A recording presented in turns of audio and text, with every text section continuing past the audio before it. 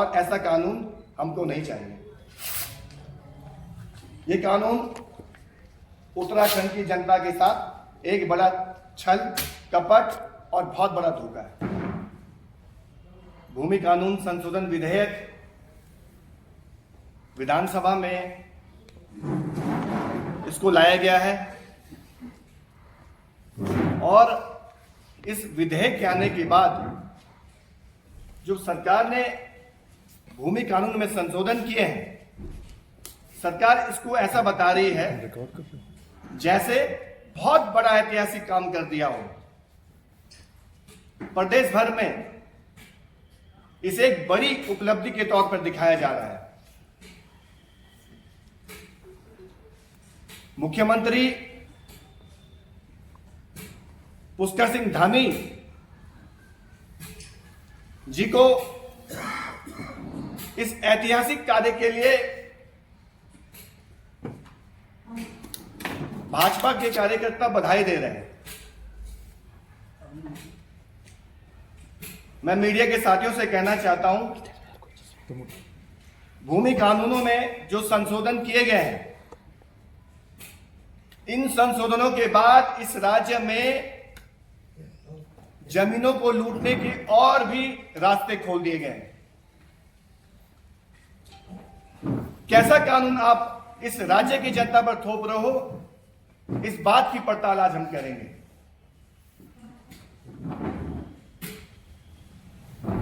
इस राज्य की जनता की भावनाओं के साथ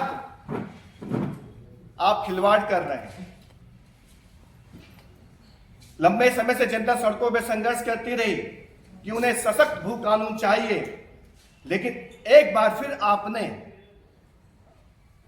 सशक्त भू कानून के बजाय इसे भू माफिया के पक्ष में बनाया है।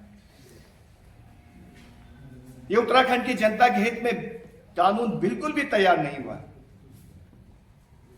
सबसे पहला सवाल, जो विधेयक विधानसभा में लाया गया है, उसका एक महत्वपूर्ण बिंदु आपके सामने रखना चाहता हूं।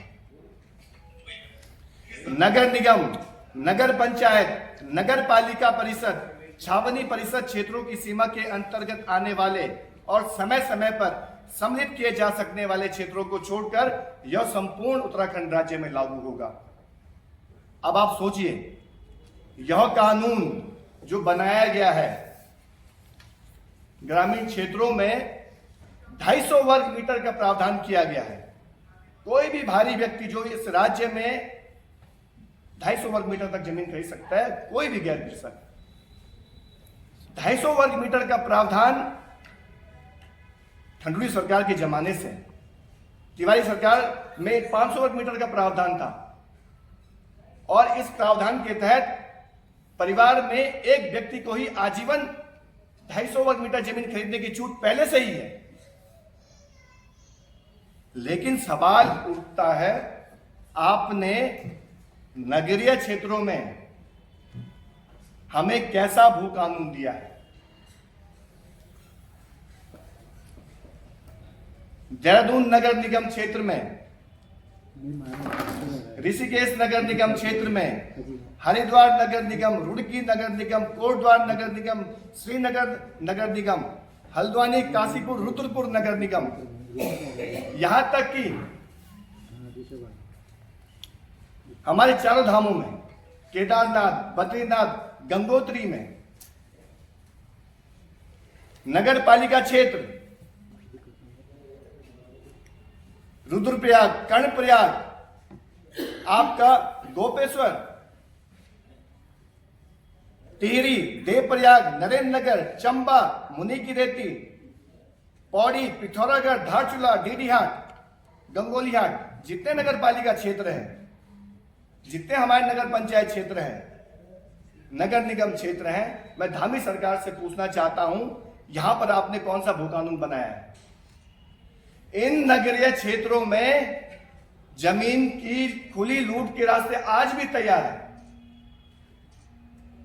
यहां पर कोई भी व्यक्ति जितनी चाहे जमीनें, बेतहाशा जमीनें यहां खरीद सकता है। कोई भी यहां पर ऐसा प्रतिबंध नहीं लगाया गया है। और आपको इस बात को जानकर हैरानी होगी और आप लोगों के संज्ञान में भी होगा, 2017 में जब त्रिवेंद्र रावत जी की सरकार बनी, 385 गांवों को निकाय क्षेत्रों में शामिल किया गया, जिसमें अकेले देहरादून नगर निगम में 85 गांवों को शामिल किया गया। और इस तरह पूरे प्रदेश भर के 12 जनपदों के 385 गांवों की 50,000 हेक्टेयर से अधिक जमीन नगरीय क्षेत्र में शामिल की गई। ये चोर दरवाजे सरकार ने खोले हुए हैं भू माफिया के लिए। और सरकार ने कहा है समय समय पर हम नगरीय क्षेत्रों का जो विस्तार होता रहेगा, जो ग्रामीण क्षेत्रों की जमीन नगरीय क्षेत्रों में शामिल होती रहेगी, उसमें जमीन का जो कानून बनाया गया है 250 वर्ग मीटर का, वो वहां पर उसका एक तरह से वो कानून वहां पर लागू नहीं होगा नगरीय क्षेत्रों में। तो सवाल अपने आप में यही उठता है, सबसे पहले हमने मांग की थी, उत्तराखंड की जनता लंबे समय से मांग कर रही है, उत्तर प्रदेश जमींदारी विनाश एवं भूमि सुधार अधिनियम की धारा 2, जिसमें नगरीय क्षेत्रों में ये कानून प्रभावशाली नहीं है, उस धारा को आपने क्यों नहीं हटाया? इस बात को लेकर हम पत्रकार साथियों के माध्यम से सरकार से सवाल पूछना चाहते हैं। आखिर क्या वजह है? आप नगरीय क्षेत्रों में जो हमारी प्राइम लैंड है, जहां पर हमारी अपनी ऐसी जमीनें हैं, वो आप भूमाफिया के हाथों, वो आप बाहर के लोगों के हाथों में आप सौंप रहे हैं। और पूरे प्रदेश भर में आप देखेंगे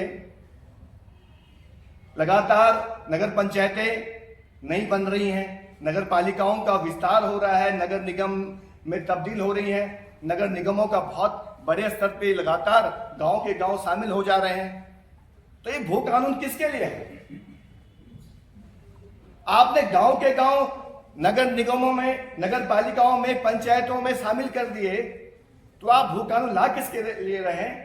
ये सवाल मैं आपके माध्यम से धामी सरकार से पूछना चाहता हूं।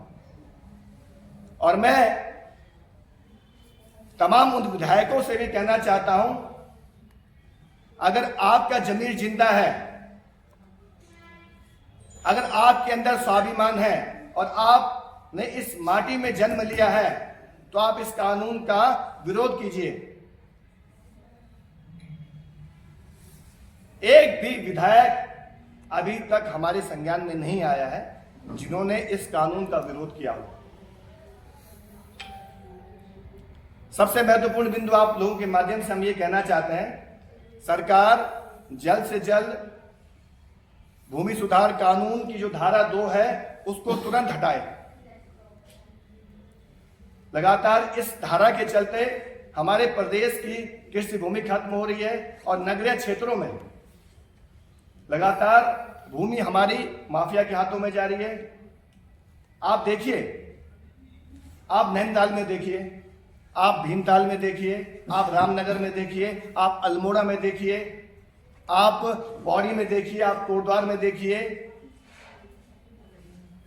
कौन सा ऐसा हिस्सा नहीं है जहां पर जमीनें नहीं बिक रही हूं? पूरे प्रदेश भर में जमीनें बिक रही हैं।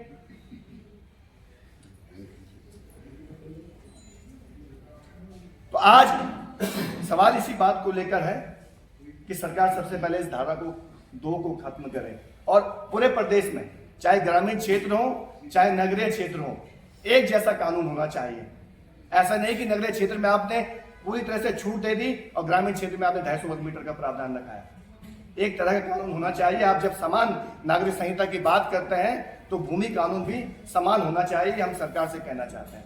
दूसरा, अभी सरकार ने कहा कि हमने हल्द्वानी, उधम सिंह नगर और हरिद्वार को भूमि कानून के दायरे से बाहर रखा है। हरिद्वार और उधम सिंह नगर की जनता को आपने एक तरह से चौराहे पे खड़ा कर दिया। सबसे ज्यादा भू माफिया अगर कहीं सक्रिय है तो हरिद्वार और उधम सिंह नगर में। वहां के किसान परेशान हैं, वहां की जमीनें खत्म हो रही हैं, वहां के जो काश्तकारी करने वाले लोग हैं, जो किसानी करने वाले लोग हैं, वो आज वो भी नौकर बनने जा रहे हैं अपनी जमीनों पर ही। और एक तरह से ये बहुत बड़ी चालाकी के साथ सरकार ने ऐसा किया है। हरिद्वार और उधम सिंह नगर में कानूनों में जो आपने ढिलाई दी है जमीन खरीदने की, इसका मकसद साफ है, आप इस राज्य में डेमोग्राफी बदलना चाहते हैं। आप चाहते हैं इस राज्य में बाहर से लोग आए, उनकी संख्या बढ़े, ताकि इस पर्वतीय राज्य की अस्मिता खत्म हो जाए। तय मानकर चलिए, हरिद्वार उधम सिंह नगर में जिस तेजी से जनसंख्या आगे बढ़ती रहेगी और बाहर से लोग वहां आते रहेंगे, जमीन खरीदते रहेंगे, तो जो आगे आने वाले समय में परिसीमन होने जा रहा है, तय है कि वहां पर 10 से 12 सीटें और बढ़ सकती हैं। ऐसा होता है तो इस राज्य की जो परिकल्पना की गई थी वो खत्म हो जाएगी। ये हमारे सामने एक गंभीर चुनौती है। इस कानून में सरकार ने एक और प्रावधान किया है।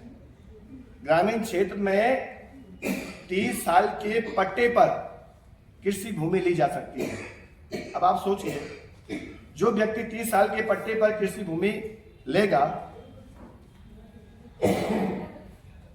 तो एक तरह से आपने जो कानून आपने जनता के सामने दिखाया कि हमने इसको मजबूत बनाया है, सशक्त बनाया है, आप इसका प्रचार कर रहे हैं, तो जनता को ये भी बताइए, अगर 30 साल के लिए कोई पट्टे पर आप जमीन देते हो, ये राज्य तो 3 साल में ही खत्म हो जाएगा। चंद सालों में ही बड़े बड़े पूंजीपति, बड़े बड़े माफिया लोग आएंगे और 30 साल के लिए जमीन पट्टे पे ले लेंगे, और जो हमारे लोग खेती किसानी करते होंगे वहां फिर वो नौकर बन जाएंगे। आप ऐसे कानून क्यों इस जनता पर थोप रहे हो? एक बहुत गंभीर सवाल है। इस कानून में जितने भी संशोधन हुए हैं उसका हम लगातार अध्ययन कर रहे हैं। आज ये कुछ महत्वपूर्ण बिंदु थे जो आप लोगों के सामने हमें रखने थे। आगे भी हम इस पर और गहराई से और भी तथ्यों का विश्लेषण करने के बाद आपके समक्ष इस पर बात करेंगे। लेकिन इतना तय है, धामी सरकार बहुत बड़ा पाप कर रही है। यहाँ की जनता के विश्वास के साथ धोखा हो रहा है और इस सरकार ने जनता का विश्वास तोड़ा है। हमारी जनता का, हमारे लोगों का जो आंदोलन कर रही है सड़कों पे, उसका विश्वास तोड़ा है। और सरकार कितना ही महिमा मंडित कर ले, कितना ही खुद को प्रचारित कर ले कि हमने सशक्त भू कानून लिया है, मूल निवास भू कानून संघर्ष समिति पूरे प्रदेश भर में जाएगी और जो इस सरकार ने जो काला कानून एक बार फिर जनता पर थोपा है, हम इसकी सच्चाई जनता को बताएंगे। और इस कानून को मूल निवास भू कानून सिरे से खारिज करती है और ऐसा कानून हमको नहीं चाहिए।